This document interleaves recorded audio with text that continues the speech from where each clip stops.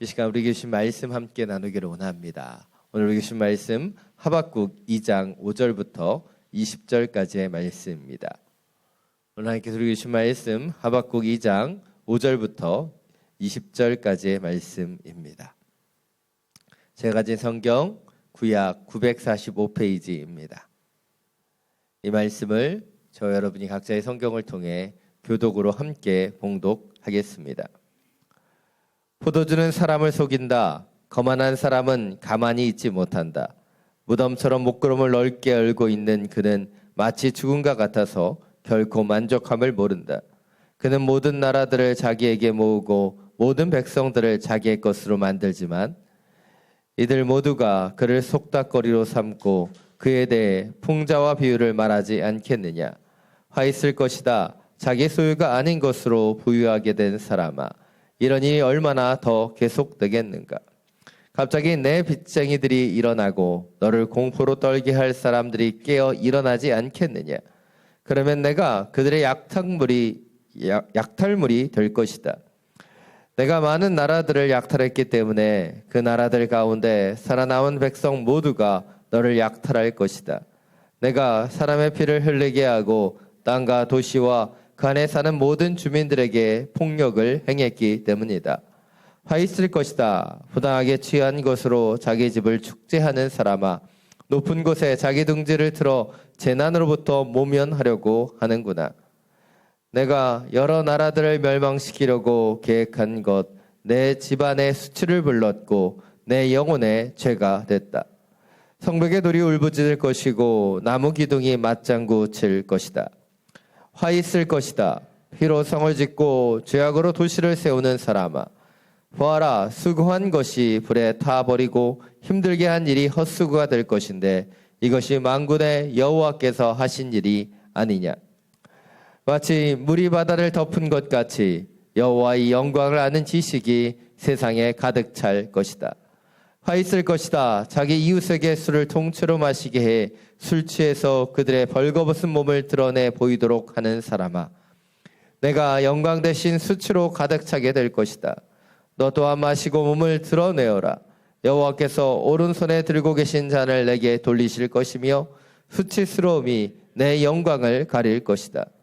레바논에서 행한 폭력이 너를 압도하고 동물들에게 행한 폐해가 너를 공포에 떨게 할 것이다. 내가 사람의 피를 흘리게 하고 땅과 도시와 그 안에 사는 모든 주민들에게 폭력을 행했기 때문이다. 우상이 무슨 유익이 되겠느냐? 사람이 그것을 조각해 만들었을 뿐이다. 녹여 만든 신상도 거짓말을 가르치는 스승일 뿐이다. 왜냐하면 만든 사람이 말하지 못하는 우상들을 만들고 자기가 만든 것을 믿기 때문이다. 화 있을 것이다. 나무에 대고 깨어나라고 하는 말 못하는 돌에게 일어나라고 하는 사람아. 그것이 가르칠 수 있겠느냐. 보아라, 그것은 금과 은으로 덮여 있을 뿐 그 안에는 생기란 전혀 없다. 함께 읽겠습니다. 그러나 여호와는 거룩한 성전에 있다. 온 땅은 그분 앞에 잠잠하라. 아멘. 말씀을 듣기 전에 우리의 손을 가슴에 얹고 믿음으로 선포하기를 원합니다. 말씀이 나를 변화시킵니다. 아멘. 이 믿음의 선포와 같이 오늘 신 이 하나님의 말씀을 통해 다시 한번 우리의 영혼이 새로워지고 주의 말씀의 능력으로 살아가게 되기를 간절히 축원합니다. 하박국 말씀을 준비하면서 다시 한번 기도에 대해서 생각해 보게 됩니다. 우리가 교회를 출석하고 주님을 믿으면서 가장 먼저 배우는 것 가운데 하나가 기도인데, 기도에 대해서 배우고 알아가고 또 행하면서 이 기도의 세계가 점점점 신비한 것임을 더 깊이 깨닫게 된다는 것이죠. 처음에는 그냥 기도하면 영적인 대화이고 하나님 앞에 그 주저리 나의 연약함을, 나의 소망을 이야기하는 거라고 생각했는데, 기도를 하면 할수록 그 기도의 세계가 깊어지고 기도의 속에 주님께서 주시는 마음을 느끼고 주님과 함께하는 것이 무엇인지 조금씩 더 깨닫게 된다는 것이죠. 예전에는 그냥 기도는 대화라고 얘기하는데 느껴지지 않는 하나님 앞에 내 연약함을 그냥 고백했었을 때도 있고, 기도한다고 기도하지만 하나님에 대한 신뢰 없이 기도했던 순간들도 있었는데 어느 순간 이 기도를 통해 하나님이 주시는 그 소망과 은혜를 경험하고 하나님의 손길이 무엇인지를 조금 더 깨닫게 되는 것을 보게 됩니다. 사실 기도에 대해서 교회에서 많이 가르치고 있지만 기도에서 중요한 것은 사실 형식과 방법이 아니죠. 기도에서 중요한 것은 그 중심과 태도입니다. 우리가 계속해서 살펴보고 있는 것처럼 하박국 선지자도 하나님 앞에 기도하고 있습니다. 그런데 그의 기도를 보면 때때로 하나님 앞에 이해되지 않는 것을 따지기도 하고요. 알 수 없는 것을 알려달라고 간구하기도 합니다. 그리고 하나님께서는 그러한 하박국 선지자의 그 기도에 응답해 주십니다. 그래서 기도가 영적인 대화라고 하는 것이 오늘 본문 이 하박국의 본문에서도 이루어지는 것을 보게 됩니다. 제가 지난주에는 하박국 선지자의 이런 따지듯한 질문들, 이해할 수 없는 것을 간구하는 모습들에 대해서 긍정적으로 말씀드렸어요. 왜냐하면 그런 기도도 필요하기 때문이죠. 그런데 또 한 측면으로 보면 이 하박국 선지자의 기도는 자기 중심적이기도 합니다. 이해되지 않는 것에 대해서, 알 수 없는 고난에 대해서 하나님 앞에 알려달라고 간구합니다. 그런데 그 간구의 중심과 태도를 보면 바로 자기를 위해서 기도하는 것을 보게 된다는 것이죠. 그러나 그럼에도 불구하고 하나님께서는 하박국 선지자에게 그 질문에 대해서 세세하게 응답해 주십니다. 그렇다면 왜 하나님께서는 그 선지자에게 그렇게 말씀하시는 것일까요? 바로 기도가 영적인 대화이기 때문에 우리가 질문하면 하나님께서 무조건 대답해 주셔야 되기 때문일까요? 아닙니다. 하나님께서는 이 기도의 시간, 이 영적인 대화를 통해 이 시간들을 통해 우리의 생각과 우리의 가치가 하나님의 것으로 바뀌어 가기를 원하시기 때문에 이 기도의 시간을 사용하시는 거예요. 예수님께서 우리에게 기도를 가르쳐 주실 때 하신 대표적인 말씀이 마태복음 6장 9절 10절에 나타납니다. 우리 자막을 통해서 함께 읽겠습니다. 그러므로 이렇게 기도하라. 하늘에 계신 우리 아버지, 주의 이름을 거룩하게 하시며 주의 나라가 임하게 하시고 주의 뜻이 하늘에서와 같이 땅에서도 이루어지게 하소서. 예수님께서 가르쳐 주신 주기도문, 이 주기도문에서 가르쳐 주신 기도의 핵심은 한 가지예요. 바로 우리가 아버지의 뜻대로 기도하는 것입니다. 그런데 때때로 우리가 기도하다 보면 하박국 선지자와 같이 자기의 생각과 자기의 주장을 놓고 기도할 때가 있습니다. 우리가 원하는 것을 기도하고 우리가 소망하는 것을 간구하지요. 때때로 이해되지 않으면 따지기도 하고 묻기도 합니다. 물론 그런 기도도 필요하다고 말씀드렸어요. 그러나 이 기도의 시간을 통해서 우리가 본질적으로 변해가야 되는 것은 무엇입니까? 바로 자기중심적인 기도, 내 생각과 내 소망을 간구했었던 그 기도에서 바로 하나님의 뜻대로 하는 기도로 변해가야 한다는 것이죠. 그래서 기도에서 가장 중요한 것은 우리가 얼마나 기도했는가, 얼마나 열심히 기도했는가가 아니라 우리의 기도가 하나님의 뜻대로 변해가고 있는가, 그것이 중요한 부분이라는 것이죠. 오늘 말씀, 이 바벨론을 향한 하나님의 심판의 메시지가 전해지고 있습니다. 그러나 이 심판의 메시지만을 보는 것이 아니라 이 메시지를 통해서 우리가 하나님의 뜻과 하나님의 마음을 더 많이 느낄 수 있는 주님의 시간이 되길 원합니다. 바로 이 기도라는 것을 통해 하나님께서 하나님의 마음을 하박국 선지자에게 보여주시는 그 하나님의 마음과 하나님의 뜻을 알아가는 주님의 시간이 되기를 원합니다. 오늘 말씀은 하박국의 두 번째 질문에 대한 하나님의 두 번째 답변 가운데 후반부입니다. 지난주에 살펴보았던 것이 전반부 부분이죠. 그리고 오늘 후반부에서는 좀 전에 말씀드린 것처럼 바벨론에 대한 심판을 말씀하고 계십니다. 바로 하나님께서는 바벨론을 통해 남유다를 심판하시고 그들을 멸망시키겠다고 말씀하셨지만 하나님의 도구로 사용되는 바벨론조차도 그 악 때문에 그 문제가 있다면 하나님께서 그들을 심판하시겠다고 말씀하고 계시는 거예요. 그리고 오늘 본문을 여러분 읽으면서 느끼셨을 수 있겠지만 계속해서 반복되는 한 단어가 있어요. 한 문구가 있습니다. 바로 화 있을 것이다 라는 문구예요. 6절과 9절, 12절과 15절, 19절에 5번이나 반복됩니다. 그리고 이 구절을 중심으로 바벨론 가운데 나타나는 5가지 제약들과 심판을 하나님께서는 지금 하박국에게 말씀해 주고 계시는 것입니다. 사실 심판의 내용들을 구체적으로 살펴보진 않을 거예요. 그 가운데서 하나님의 뜻을 볼 수 있는 부분만 오늘은 추려서 볼 것입니다. 그런데 내용들을 보시면 5절부터 8절까지는 탐욕에 대한 심판이고요. 9절부터 11절까지는 강포와 불의에 대한 심판, 12절부터 14절은 착취에 대한 심판, 15절부터 17절은 방탕하고 잔혹한 행위에 대해서 심판하시겠다고 말씀하시고 마지막 18절 19절은 우상 숭배에 대한 심판을 선포하고 계십니다. 그렇습니다. 오늘 본문을 통해서 하나님은 하나님의 뜻대로 행하지 못하는 바벨론, 그들의 악에 대해서 심판하시겠다고 말씀하고 계시는 거예요. 하나님의 두 번째 응답을 다시 한번 정리해 보면 지난주에 살펴보았던 전반부에서는 그때가 늦어질지라도 반드시 그 묵시대로 행하실 것이다 라고 말씀하시며 의인은 믿음으로 말미암아 살 것이다 라고 분명하게 믿음에 대해서 강조하셨어요. 오늘 후반부의 본문을 통해서는 지금 비록 바벨론이 심판의 도구가 되어 하나님의 손길에 의해서 쓰임받는 것 같지만 결국 그들의 악 때문에 그들은 심판을 피할 수 없음을 분명하게 말씀해주고 계시다는 거예요. 오늘 이것을 통해서 하나님께서는 하박국 선지자에게 하나님의 뜻이 무엇인지, 하나님의 마음이 무엇인지, 하나님께서 그 영혼들에게 행하시는 방법과 모습이 무엇인지를 분명하게 말씀하고 계시다는 것입니다.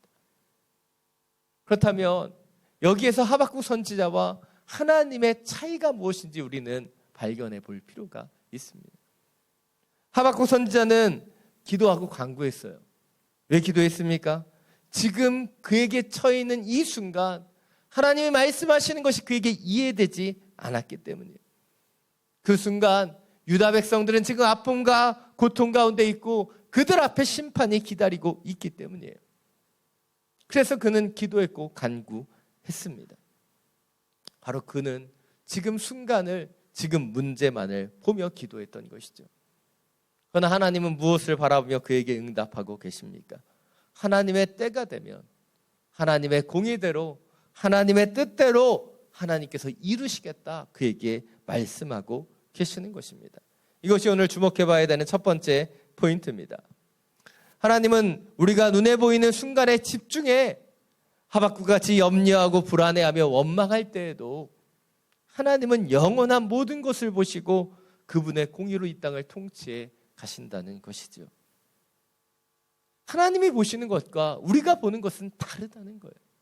우리는 순간에 주목하고 문제에 주목하지만 하나님께서는 태초부터 지금까지 그리고 앞으로 영원한 시간까지 그것을 다 알고 보시며 우리를 주님의 뜻대로 이끌어 가신다는 거예요.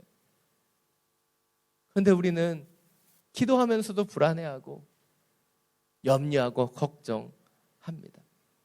그런데 진정으로 기도하는 사람은 일희일비하지 않는다고 얘기해요. 왜입니까?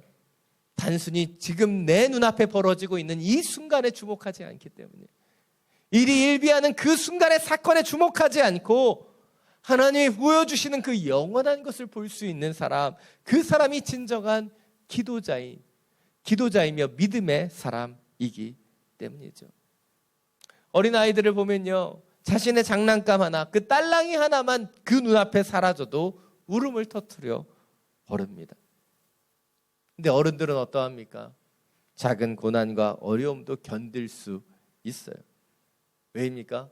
지금 순간의 어려움이 내 인생의 전부가 아니라는 것을 알기 때문이에요.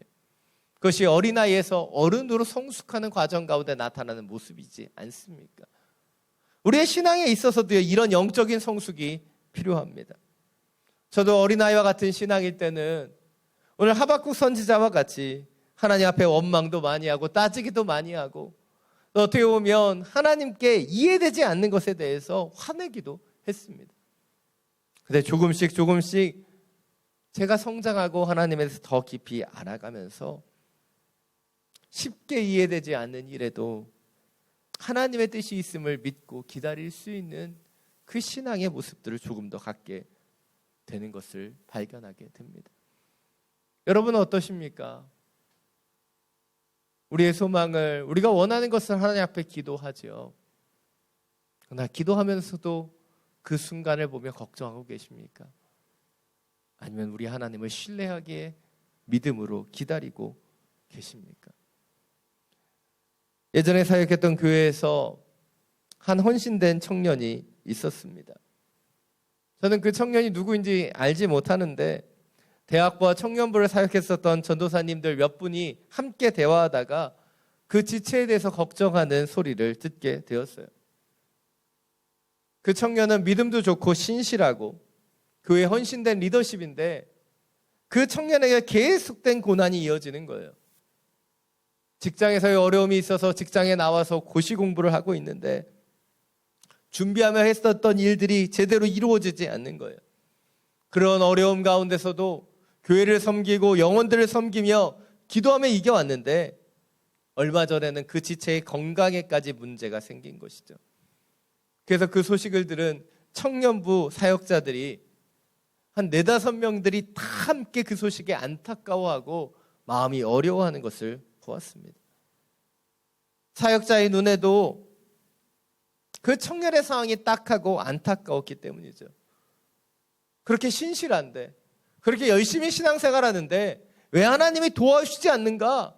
그 하나님의 세계와 하나님의 뜻이 이해되지 않았기 때문에 그런 이야기들을 나누었던 것입니다. 물론 저도 그때가 15년 전이기 때문에 그 지체에게 일어나는 그 고난과 상황에 대해서 왜 하나님이 그렇게 하시는지 이해할 수 없었어요. 왜입니까? 저도 그 순간에 주목하고 있었기 때문이에요. 왜 이런 일이 일어나는가? 왜 그 청년에게 이런 일이 있고 이런 문제가 있는가? 그 순간만을 보았기 때문이죠. 그러나 하나님께서 우리에게 원하시는 것은 순간에 주목하는 인생이 아닙니다. 믿음으로 우리에게 보여주시는 하나님의 역사를 기대할 수 있는 것, 그것이 우리에게 원하시는 것이죠. 히브리서 11장 1절은 말합니다. 믿음은 바라는 것들의 확신이요 보이지 않는 것들의 증거입니다. 믿음이란 무엇이에요? 지금 순간만을 보는 것이 아니죠. 보이지 않는 것, 그것을 영적인 눈으로 볼 수 있는 것, 그것이 믿음이라는 거예요. 그래서 고 하영조 목사님은 믿음에 대해서 얘기하실 때 늘 이렇게 말씀하셨어요. 달걀을 붙잡고 닭의 울음소리를 들을 수 있는 것, 그것이 믿음이다. 믿음이란 내 눈에 보여지는 달걀이 아니라 하나님이 앞으로 행하실 것을 바라볼 수 있는 것, 그것이 믿음이라는 거예요. 자, 여러분, 우리가 믿음의 눈으로 하나님이 보기를 원하시는 것을 보게 되기를 원합니다. 지금 우리의 눈에 이 베트남 땅에, 호치민 땅에 많은 코로나 확진자가 나오고 우리가 더 이상 함께 모여 예배할 수 없는 것은 아닌가 걱정과 우려도 들어오지요. 그러나 이 시간이 다시 한번 믿음의 눈으로 기도하는 시간이 되기를 원합니다. 태초부터 지금까지, 그리고 앞으로 영원 무궁토로를 인도해 가실 그 하나님을 믿음의 눈으로 바라보며 그분의 공의로운 통치가 우리의 삶 속에, 우리의 그 삶의 자리 가운데 나타날 수 있도록 우리의 연약한 순간의 눈을 감고 영의 눈을 뜨고 주님을 바라볼 수 있는 저와 여러분이 되시기를 간절히 축원합니다. 순간만을 바라보는 우리의 연약함이 아닌 믿음으로 주님의 세계를, 주님의 뜻을 함께 바라볼 수 있는 우리 모두가 되기를 간절히 축원합니다. 오늘 본문 12절부터 14절 말씀입니다. 우리 다시 한번 함께 읽겠습니다. 화 있을 것이다. 피로 성을 짓고 죄악으로 도시를 세우는 사람아, 보아라, 수고한 것이 불에 타버리고 힘들게 한 일이 헛수고가 될 것인데 이것이 만군의 여호와께서 하신 일이 아니냐. 마치 물이 바다를 덮은 것 같이 여호와의 영광을 아는 지식이 세상에 가득 찰 것이다. 아멘. 오늘 본문에서 다 다루지 못하지만 바벨론은 그들의 탐욕을 통해서 그리고 그들의 강포와 불의를 행함을 통해서 하나님께서 그들을 심판하시겠다고 말씀하십니다. 그리고 오늘 보면 12절부터 14절에 우리가 더 주목해서 이 부분을 읽는 것은 이 부분에서 하나님의 손길이 더 구체적으로 표현되기 때문이죠.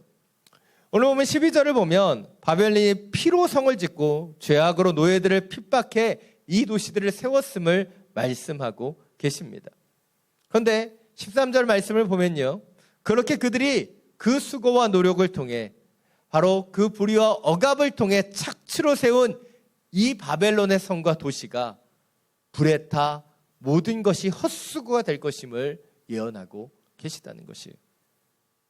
역사적으로 바벨론이 BC 539년에 메대와 바사의 연합군에 의해서 멸망당해 이 예언은 정확하게 성취됩니다.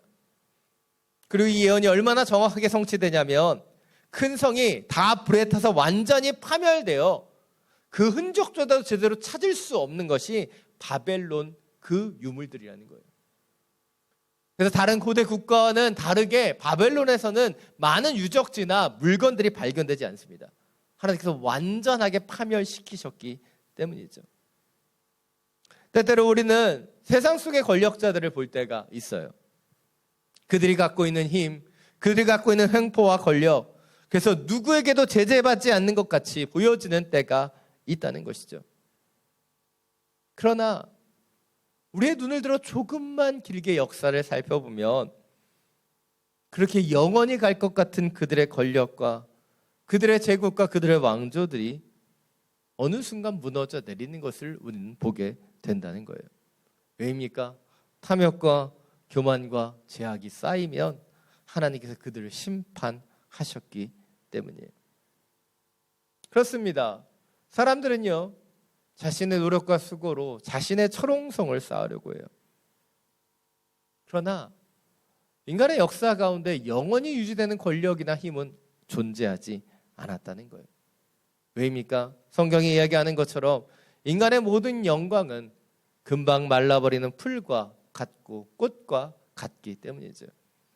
그러나 오직 여호와의 영광만이 영원해 물이 바다를 덮은 같이 온 세상을 덮게 되기 때문입니다. 이것이 오늘 두 번째 포인트입니다. 하나님은 인간이 아무리 자신의 열심으로 철옹성을 쌓을지라도 하나님의 공의와 권능으로 모두 덮으시고 당신의 영광만을 드러내신다는 것이에요. 하나님의 영광만이 이 땅에 드러나게 되어 있다는 거예요. 인간의 역사 가운데는 절대 권력, 절대적인 힘으로 유지되지 않는다는 거예요. 박연준 시인의 산문집 인생은 이상하게 흐른다라는 이 책의 한 글을 보면 이렇게 이야기합니다. 때가 되면 안다. 절대로라는 뒤에 오는 말들이 얼마나 쉬이 변하는지, 변할 수밖에 없는지 이제 나는 절대로 뒤에 어떤 말도 어떤 마음도 함부로 세우지 못한다. 절대로라고 하는 단어, 어린 시절에 참 많이 사용했었던 단어입니다. 근데 이 박연준 시인의 고백과 같이 이제 절대로라는 말 뒤에 어떤 단어도 어떤 말도 어떤 마음도 함부로 세울 수 없은 것임을 인생을 살아가면서 더 많이 깨닫게 됩니다.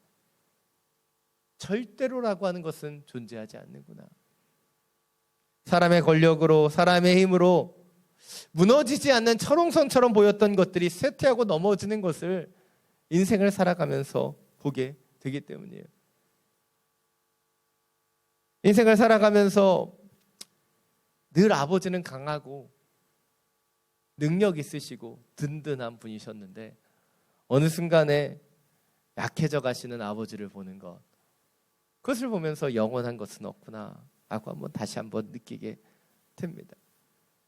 우리는 인생을 살아가면서 우리는 사람의 한계를 보게 되는 것이죠. 인간에게는 이 절대로라는 단어가 결코 주어질 수 없다는 것을 느끼게 된다는 거예요. 그래서 유명한 우유에 대한 이야기가 있습니다. 엄마들의 겸손과 변화들을 보여주는 이야기이죠. 아이들이 갓 태어나면 엄마들은 그 아이가 천재처럼 느껴져서 아인슈타인 우유를 먹인다고 합니다. 그런데 어느 순간 우리 아이가 천재가 아니라는 것을 깨닫고 열심으로 교육시키려고 이제 서울 우유를 먹이죠. 그런데 어느 순간 더 이상 우리 아이가 서울대에 갈 수 없음을 알고 이제 현실에 눈을 뜨고 연세우유, 건국우유, 삼육우유를 먹이다가 수능 시험을 마치고 나서 마지막으로 선택하는 우유가 저지방우유라는 이야기를 들었습니다. 여러분, 왜 이렇게 변화되게 되는 것일까요? 한계를 느끼기 때문이에요. 우리가 인간이 한계를 느끼면 느낄수록 그러나 더 깊어지는 한 가지가 있죠. 무엇입니까?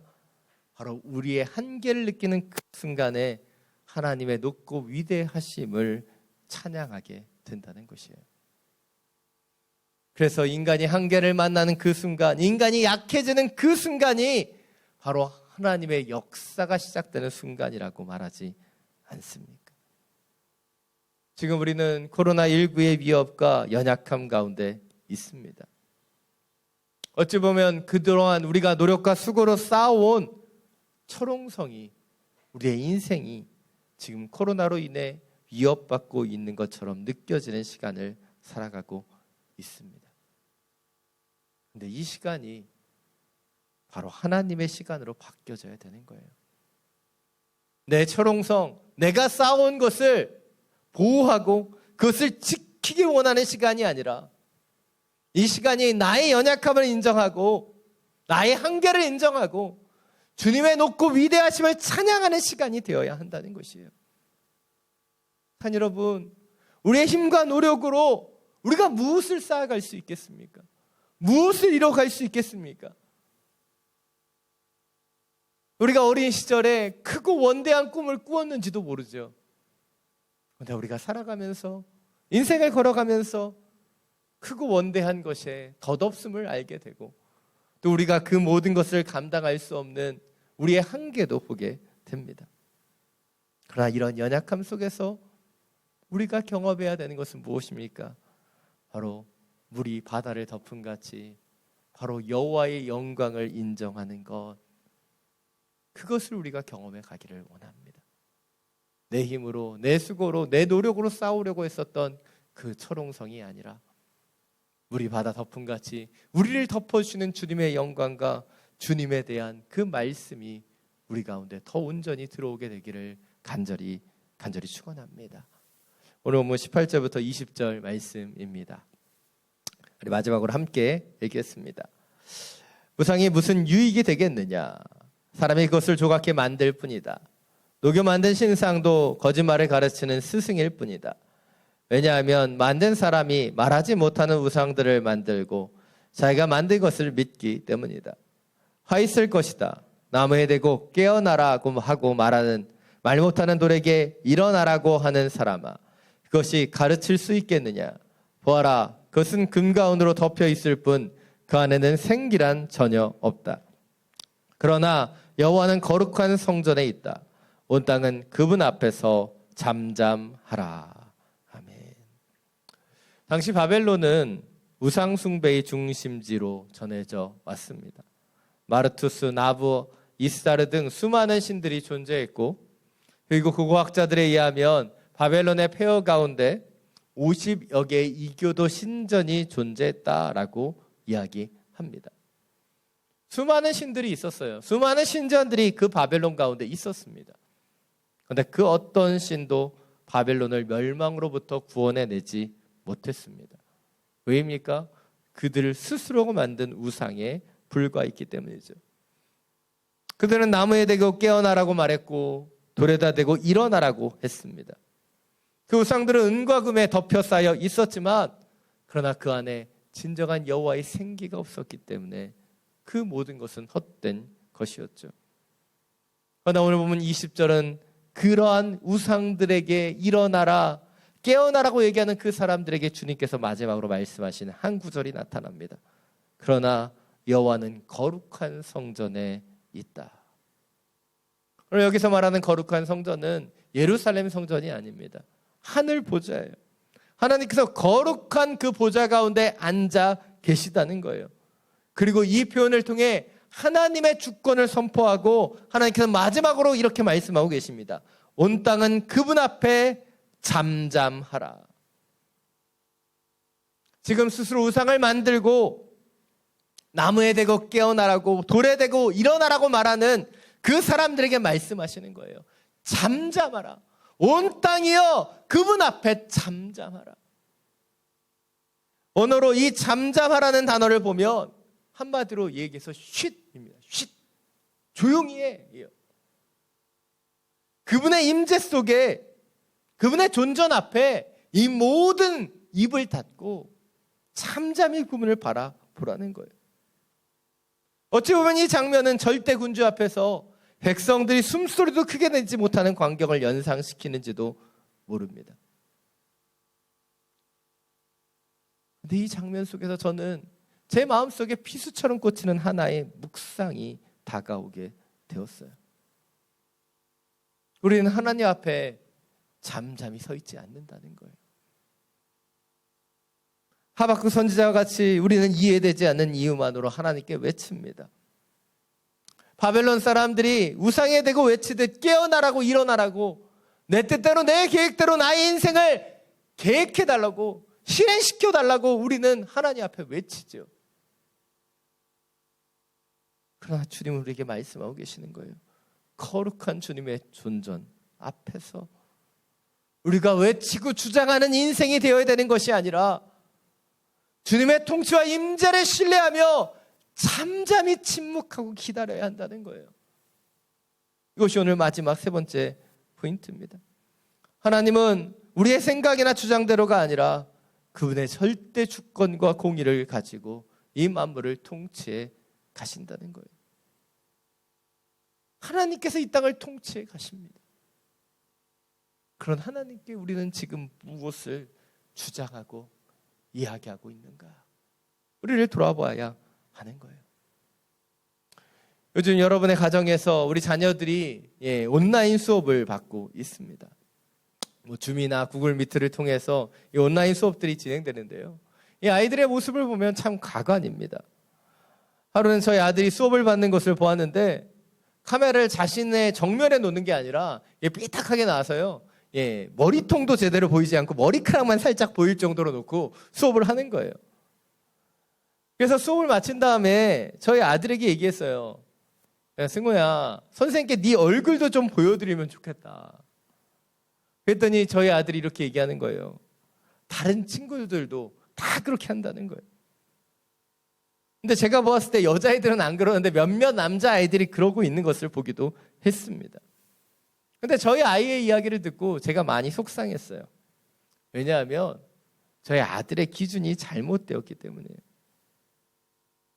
제가 얘기하는 기준은 카메라를 제대로 비추지 않은 행동에 대해서 얘기하는 것인데 저희 아들의 기준은 무엇입니까?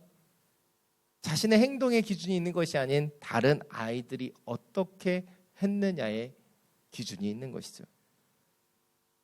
여러분, 과연 저희 아들만 그럴까요?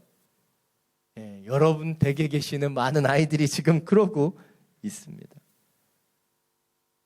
그러나 제가 이 이야기를 통해서 여러분과 나누고 싶은 것은 이것이에요. 세상을 살아가면서 우리가 무엇을 기준으로 삼느냐는 거예요. 우리가 기준으로 삼고 있는 것이 도대체 무엇이냐는 거예요. 내가 지금 기준으로 삼는 게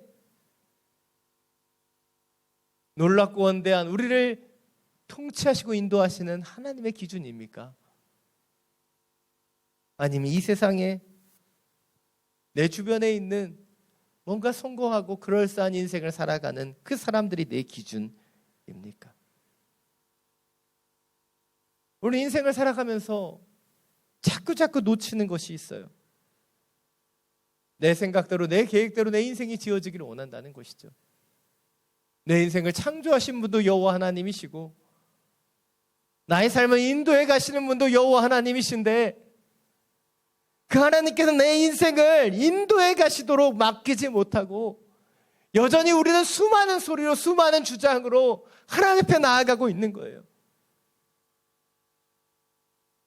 우상들에게 일어나라 깨어나라고 얘기했었던 그 바벨론 사람들과 같이 우리도 내 인생의 주인이 되어 하나님 앞에 수많은 소리를 내지르고 있지는 않은지 우리를 돌아봐야 할 것입니다. 여러분, 우리가 진정으로 하나님을 신뢰하고 하나님을 의지하고 기도하면요, 우리는 그분의 존재 앞에서 잠잠하게 돼요.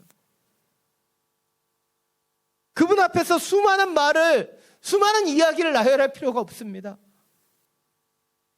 왜냐하면 주님께서 가장 선한 길로 우리를 인도해 가실 것을 믿기 때문이죠. 이 코로나 시대, 특별히 호치민 땅에 확진자가 늘어나고 있는 이런 상황 가운데 왜 불안함이 없겠습니까? 왜 염려가 없겠습니까? 그러나 오늘 말씀을 바라보며 저는 다시 한번 기도합니다. 내가 바라봐야 되는 것이, 내가 주목해야 되는 것이 지금 확진자의 수가 아니고, 내가 주목해야 되는 것이 세상의 뉴스가 아니고, 우리가 주목해야 되는 것, 내가 바라봐야 되는 것이 바로 우리에게 소망 주시는 그 하나님이심을 다시 한번 내 마음속에 새기게 되는 것입니다. 사랑 여러분, 주님 우리에게 원하시는 것, 우리의 영혼이 잠잠히 하나님을 바라보는 거예요.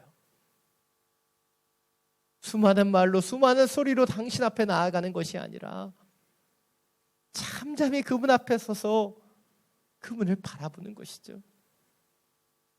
그때 바로 그로부터 우리에게 소망이 나오게 되는 것입니다. 마태복음 6장 7절부터 8절은 이렇게 고백합니다. 우리 마지막으로 읽겠습니다. 또 기도할 때는 이방 사람들처럼 빈말을 반복하지 마라. 그들은 말을 많이 해야 아버지께서 기도를 들어주실 거라고 생각한다. 너희는 이방 사람들처럼 기도하지 마라. 너희 아버지께서는 너희가 구하기도 전에 무엇이 필요한지 아시는 분이다. 너희 아버지께서는 너희가 구하기도 전에 무엇이 필요한지 아시는 분이다. 자, 여러분, 이 말씀을 믿으십니까? 이 말씀대로 살아가기를 원하십니까? 그렇다면 우리 입술에 수많은 말들을 멈추고 주님을 신뢰함으로 그분을 바라보며 잠잠히 기다릴 수 있기를 원합니다. 제가 좋아하는 기도에 대한 한 글이 있어요. 기도하는 사람에 대해서 표현하는 글입니다. 이 글에서는 이렇게 얘기합니다. 기도하는 사람은 큰 소리 치지 않는다. 기도할 수 있기에 큰 소리 칠 필요가 없기 때문이다. 기도하는 사람은 기다릴 줄 압니다. 스스로 노력하지만 하나님이 직접 일하실 때를 기다려야 함을 그가 알기 때문입니다. 기도하는 사람은 낙심하지 않습니다. 기도하는 사람을 하나님께서 결코 내버려 두시지 않음을 알기 때문입니다. 기도하는 사람은 은근합니다. 많은 말을 하지 않으나 많은 것을 생각나게 합니다. 하나님을 대한 신뢰와 믿음으로 그는 잔잔한 미소와 평강으로 살아가기 때문입니다. 자, 여러분 지금 어떻게 기도하고 계십니까? 기도할 수 있기에, 기도하며 나아갈 수 있기에 순간순간 우리의 눈에 보여지는 문제와 상황 가운데 걱정하며 염려하지 않기를 원합니다. 우리의 노력과 수고로, 우리의 힘으로 철옹성을 쌓으려고 하는 인생이 아니라 잠잠히 하나님 앞에 서서 물이 바다 덮음 같이 우리의 영혼과 우리의 마음을 적시시고 덮으시는 영원하신 주님의 영광을 바라보며 그분을 신뢰하며 걸어가는 하나님의 사람들이 되시기를 간절히 축원합니다. 시간 나는 믿네 이 찬양 주님 앞에 올려드리고 우리 함께 기도하며 나아가기를 원합니다.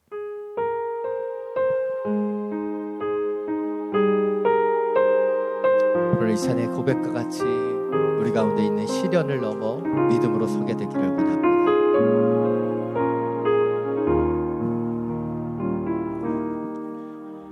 내게 허락하신 시련을 통해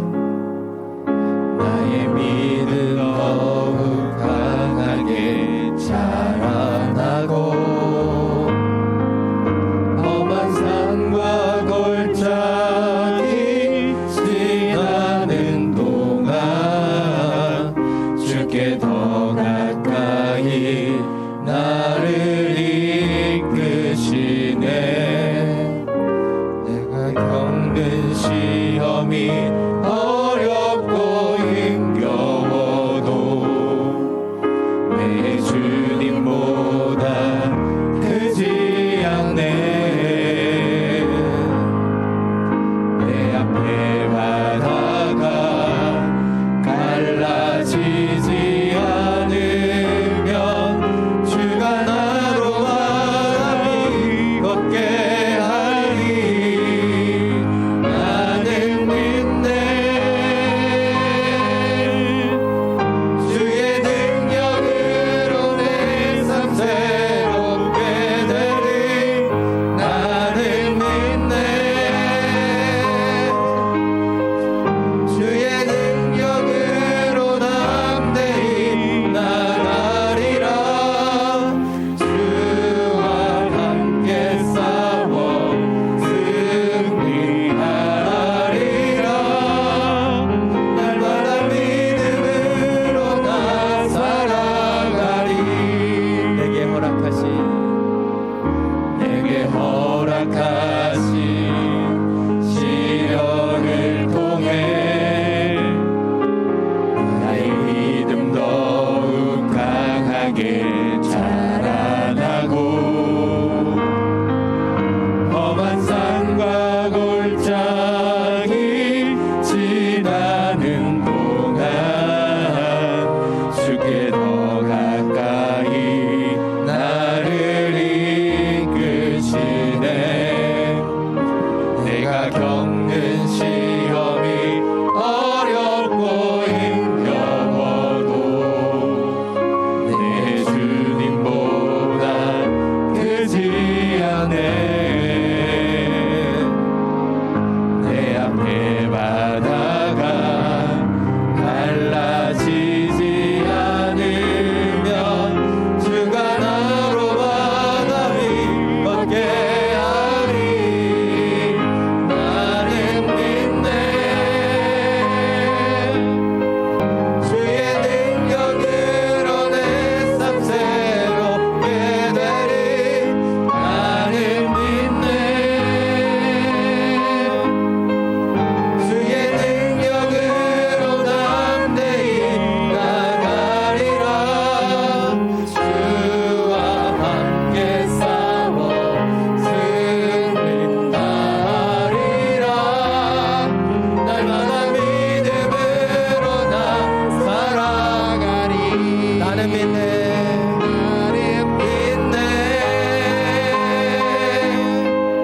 주의 능력으로 내 삶 새롭게 되리. 나는 믿네. 주의 능력으로 담대히 나가리라. 주와 함께 싸워 승리하리라. 날마다 믿음으로 나 살아가리. 날마다 믿음으로 나 살아가리. 날마다 믿음으로 나 살아가리. 이 시간 함께 이 시간 기도하며 나아가기를 원합니다. 지금 코로나19로 인해 여러 위기와 시련이 우리 가운데 찾아오고 있습니다.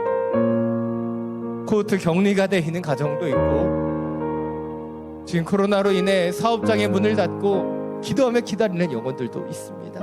주님, 오직 믿음으로 이 모든 것을 이겨내기를 원합니다. 순간을 바라보며 걱정과 염려가 우리 가운데 들어올 때 주님을 신뢰함으로, 주님의 영원한 통치를 의지함으로 나아가기를 원합니다. 물이 바다 덮음같이 주님의 영광이 우리의 마음과 우리의 생각과 우리의 가정과 우리의 일터를 덮어주시기를 기도합니다. 주님, 오직 믿음으로 나아가는 주님의 영혼들을, 주님, 잠잠히 주님을 바라보는 그 영혼들을 지켜주시고 인도하여 주시옵소서. 주님의 능력으로 우리를 새롭게 하여 주시옵소서. 함께 중보하며 기도하며 나아갑니다. 주님, 우리의 연약함을 당신 앞에 고백합니다. 이를 위하여 날마다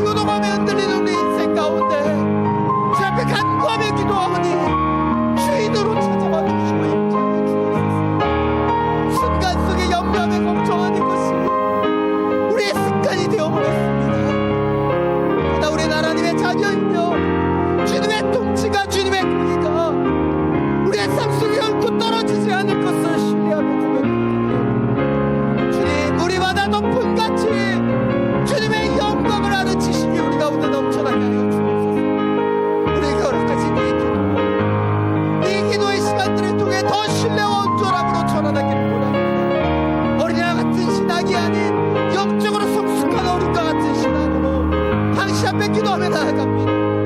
우리의 믿음을 다시 한번 새롭게 하여 주시고 내 계획과 내 노력과 수고로 살아가는 인생이 하나님께 의탁하고 맡겨드리며 주님을 신뢰하는 주님의 사람들이 될 수 있도록, 주님의 그 자녀들이 될 수 있도록 역사하여 주옵소서. 우리 가운데 찾아오는 연약함이 무엇입니까? 날마다 수많은 말과 수많은 외침으로 당신 앞에 나아가는 우리의 연약함은 무엇입니까? 다시 한번 우리의 영혼이 잠잠히 주님을 바라보며 기다리기를 원합니다. 주님께 눈을 맞추고 주님을 신뢰하며 주님의 뜻까지 기다리며 기도하는 주의 영혼들이 되는 우리 앞에 바다가 갈라지지 않을지라도 주님께서 우리를 그 무리로 걷게 하실 것을 믿음으로 선포합니다. 주님의 능력으로 나아가게 하여 주시고 요동하는 인생이 아닌 주님이 주신 그 힘으로 능력으로 반석과 같이 주님 앞에서는 주의 영혼들이 되게 하여 주시옵소서.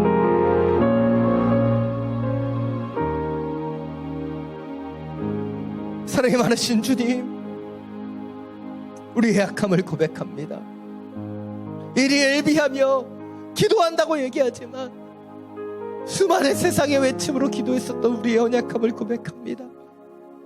우리의 신앙을 이 시간 성장시켜 주셔서 어린아이와 같이 기도하는 인생이 아닌 영적으로 성숙한 온전한 기도로 설 수 있도록 역사하여 주옵소서. 늘 수많은 외침과 계획을 가지고 기도하는 그 인생이 아닌 하나님을 신뢰함으로, 하나님을 의지함으로 당신 앞에 모든 것을 맡겨드릴 수 있는 주의 자녀들이 되게 하여 주옵소서.